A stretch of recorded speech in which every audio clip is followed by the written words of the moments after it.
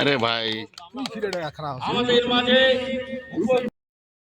Russia ভাষা তো পারলাম না, পশু পশু লাগতেছে, অর্থাৎ ভালো লাগতেছিল।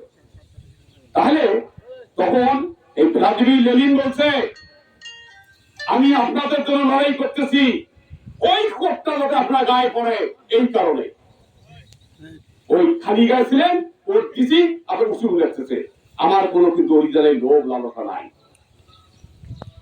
সত্যি কথা বলতে রাজনীতিতে আমার লোভ লালসা নাই, এটাতে আমার কোনো লোভ লালসা নাই। আমার যদি ওয়াইফ আসছে রাজমুন্নার বেটি, ওর পুরে বসে আমেরিকা থাকে এবং বিয়ে করার পর আমার যন্ত্রণা হচ্ছিল আমেরিকা বিয়ে করার জন্য। আমি না, আমি বাংলাদেশ থেকে কোথাও যাবো না। এখনো মাঝে মাঝে ট্রাই করে, কিন্তু এখন আর বসে বসে হাসি গেছে, আর হবে না, বলতে এরা হবে না। আমার আমার স্ত্রী কিন্তু অনেক ধনী মানে। এখন প্রশ্নটা হচ্ছে যে এই চর বিষয়ে মন্ত্রণালয়টা কেন দরকার ছিল? আমাদের কুড়িগ্রামের জেলা প্রশাসক নুসরাত সুলতানা, উনি হাটাজারি বাড়ি, ওনার পাশে একটা নদী ছিল হালদা নদী। এটা যারা চট্টগ্রাম গিয়েছিলেন তারা অনেকেই জানেন। উনি যখন কুড়িগ্রামে যখন জেলা প্রশাসক হিসেবে রওনা দিলেন, তখন গুগলে সার্চ দিলেন, কি দিলেন, সার্চ দিয়ে দেখেন যে 64টি জেলার মধ্যে কুড়িগ্রাম হচ্ছে একমাত্র জেলা, সেটা 64তম। অর্থাৎ এখানে 100 জনের মধ্যে কত, প্রায় 70.8 কি 71 জন লোক গরিব, বাকি 29 লোক কোন রকম খায়। চিন্তা করছে রে বাপরে বাপ, এই চট্টগ্রাম দিয়ে কুড়িগ্রাম যাবো, এই গরিব মানুষগুলি কেন গরিব, এটা আমার চিন্তা করতে হবে। তখন উনি আসলেন, আমি যেহেতু সাংবাদিকতা করি, রাজনীতি করি এবং অধ্যাপনা করেছিলাম, রিটায়ার করেছি, আমার বাসাটা পুলিশ সুপারের বাসার পাশেই বাসাটা আমার কুড়িগ্রাম পুলিশ সুপার। উনিও আমার ঢাকা বিশ্ববিদ্যালয়ের ছাত্র, ইংরেজি সাহিত্যের ছাত্র ছিলেন। উনি আমার অনেক জুনিয়র, আমার মনে হয় আমাদের যে আজিজুর রহমান দুর্গ আছে তারও জুনিয়র হবে পুলিশ সুপার। যাই হোক, উনি আসলেন, আসার পর প্রথম আসলেন অষ্টমী স্তরে, আসি দেখে কোন রাস্তাঘাট নেই এবং ওখানকার যে চেয়ারম্যান ছিলেন, একটা লোক আসি কয় যে স্যার বা আপা ম্যাডাম যেটাই বলুন ডিসিকে, বলছে যে আপনাকে তো মোটরসাইকেলে যেতে হবে, কত এই বেরিয়ে যাওয়া মানুষ চট্টগ্রামে বেরিয়ে যাওয়া, এই কেন কি মোটরসাইকেল যায়। তার কোন রকম করে গেছে, যাওয়ার পর উনি মনে করছে এই চরের মানুষগুলো আসলে উন্নয়ন না হলে আর সম্ভব নয়। উনি প্রায় বলতো, আমাকে ডেকে নিয়ে বলতো, আমার সাথে তখন তেমন খাতির জমে নাই, এখন এখন কিন্তু ভাই বোনের সম্পর্ক, আমি বড় ভাই, উনি ছোট বোন, এই হিসাবেই তিনি মনে করেন। তাহলে এই উনি বিভিন্ন চর ঘোরাঘুরি শুরু করলো, যায় ওটা হলো কি নারায়ণপুর, 100 বছরের স্তর, কোন উন্নতি নেই। যায় ভগবতীপুর, যাত্রাপুর, কোন উন্নতি নাই। আর এখানে তো নাই, 22 কিলোমিটার নদী পথ। তারপরে আমরা চিন্তা করলাম যে কি ঘটনা, যে তুমি সাংবাদিকতা করে আমার তো চরম কষ্ট। তারপরে আমরা দেখলাম কুড়িগ্রাম জেলায় 24 লাখ লোক বাস করে, তার মধ্যে 18 লাখ লোক গরিব। আমাদের কুড়িগ্রামে অত দরিদ্র, এটা মনে হয় অভিযানে আছে কিনা সন্দেহ, অত দরিদ্র কথাটা আছে কি মনে হয় নাই, আছে নাই মনে আলট্রা পুয়ার, অতি দরিদ্র কথাটা মনে আছে। অত দরিদ্র সংখ্যা হলো প্রায় 14 লাখ, রাজ্যে সকালে কি খেয়ে জানে না। তাহলে এই ধরনের পরিবেশে তারপর আমরা চিন্তা করলাম, এই যে অনেক দাঁড়িয়েছিলাম, অনেকগুলো লোক কিন্তু চলে গেল। কেন গেছে জানেন কি কারণ? ও শরীর চলে না, ও শরীরে চলে না, মনে চলে না, তোমার চলে গেল। আমাদের কুড়িগ্রাম জেলায় 57% লোক আমরা বিভিন্ন রোগ গলায় নিয়ে ঘুরে বেড়াই। কেন রোগ হয়? খাবার হইয়া, খাবার না হলে 57% লোক আমরা এখন এই গরিব মানুষ, আমরা সেখানে আমাদের রোগ গলায় নিয়ে আমরা ঘুরে বেড়াচ্ছি। কন্তবাহে আমি চিন্তা করেছি, এই যে বজলু আমার পিপি, এই যে আমাদের সাবেক বিচারক, তারপরে ওই যে হানিফা, ওই যে বোমা আছে, ওই যে আমার জওয়ান এনামুল আছে, মুখলেশ ভাই আছে, এনা কি চিন্তা করবেন যে পারবান, এনা চিন্তা করতেছে আমার ছোঁয়া অস্ট্রেলিয়া দেবে না আমেরিকা দেবে না ঢাকা দেবে, খুবই পদে সেই চিন্তা করতেছে। আর তোমার কি চিন্তা করেছে জানেন, এই বন্যা আসলে মোর গরুটা করে ছুই, মোর ছোঁয়াটা করে ছুই, মোর মা করে যাবে, মোর মা করে যাবে, মোর মা মোর বড় ভাইয়ের সাথে দেবে না ছোট ভাইয়ের সাথে দেবে, এই নীতিতে বাক্সটা নদীর তুলিয়া কোন তরফ যায়, তারপর চেয়ারম্যান বাড়িতে দেখি যে মোর টাকা দেয় না না দেয়, এই চিন্তা নিয়ে ব্যস্ত নাকি? ঠিক ঠিক না?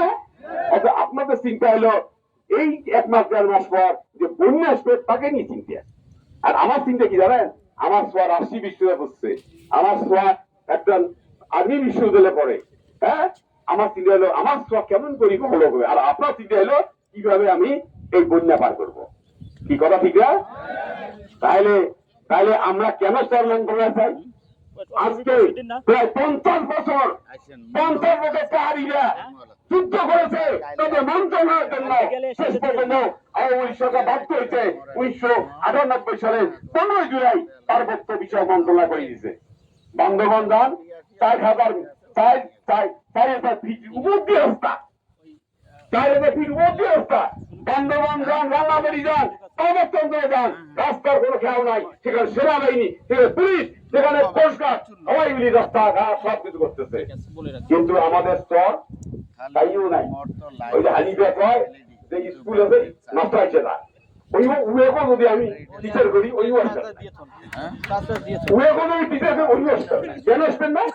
আসতে লাগবে 4 ঘন্টা, যাইতে লাগবে 4 ঘন্টা, তাহলে ওই পড়া কি পড়াইতে পারবে না। তাহলে মহিলা দোষ কি? আমার এখানে নাই কোনো থাকার ব্যবস্থা, নাই কোনো পর্যটন, নাই কোনো ইলেকট্রিসিটি, নাই কোনো কিছু, কিভাবে আসে?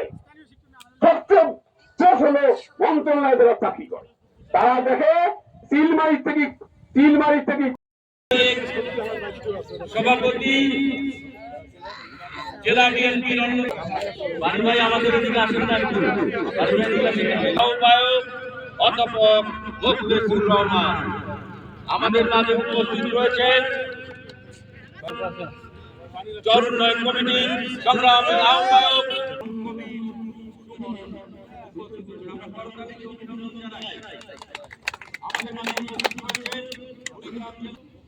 উপস্থিত রয়েছেন আমাদের কুড়িগ্রাম জেলা চর উন্নয়ন কমিটি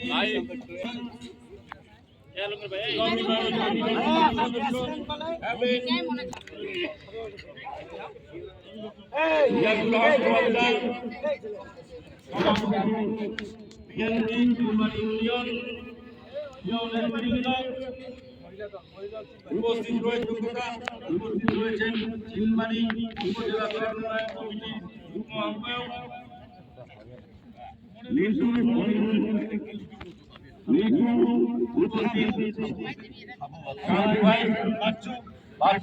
সকল পর্যায়ের শুভেচ্ছা জানাচ্ছি। আমি চর উন্নয়ন কমিটি কুড়িগ্রাম জেলা শাখার সদস্য সচিব আশরাফ রুবেল আপনাদের সকলকে জানাচ্ছি ধন্যবাদ ও কৃতজ্ঞতা।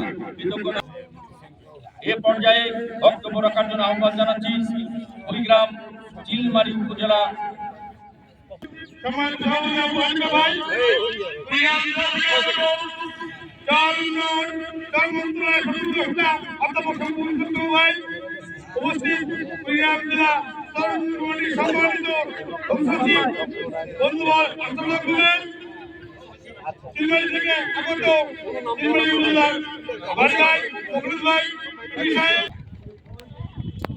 আমাদের বাড়ি পূর্বে আমরা বছরে 3 ভাঙা দিচ্ছি, 1 বছরে 3 ভাঙা দিচ্ছি।